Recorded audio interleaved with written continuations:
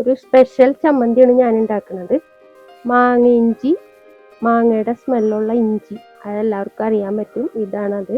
അത് കഷ്ണങ്ങളാക്കിയത്, പിന്നെ കാന്താരി മുളക്, ഒരു വെളുത്തുള്ളിയുടെ അല്ലി, പിന്നെ വാളംപുളി കുറച്ച് പുളി രസത്തിന് വേണ്ടിയിട്ട് മാത്രം, പിന്നെ കാശ്മീരി ചില്ലിയുടെ പൊടി ലേശം, പിന്നെ തേങ്ങ, ഉപ്പ്, ചെറിയുള്ളി, ഇത്രയും മിക്സ് ചെയ്ത് നമുക്ക് അമ്മീമേലൊന്ന് അരക്കാം. ആദ്യം നമുക്ക് മാങ്ങിഞ്ചി ചതച്ചെടുക്കാം.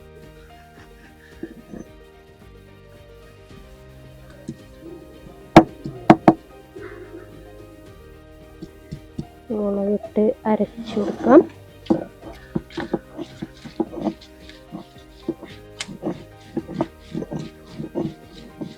ഉള്ളിയും വെളുത്തുള്ളിയും ഒരുമിച്ചിടുന്നുണ്ട്.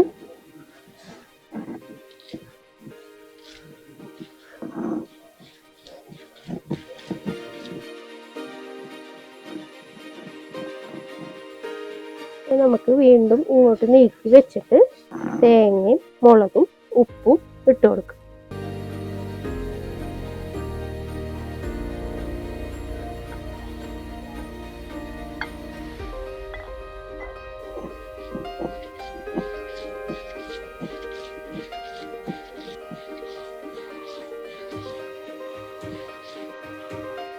മാങ്ങ ഇഞ്ചി ചമ്മന്തി ആകുമ്പോൾ നന്നായി അരയണ്ട, ചതഞ്ഞ് അരച്ചെടുത്താൽ മതി.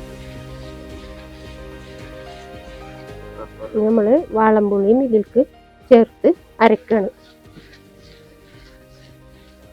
എല്ലാം കൂടി ചേർത്ത് അരച്ചെടുത്ത ചമ്മന്തിയാണ്, അതായത് ഞാൻ നേരത്തെ പറഞ്ഞ സ്പെഷ്യൽ ചമ്മന്തി, മാങ്ങിഞ്ചി ചമ്മന്തി.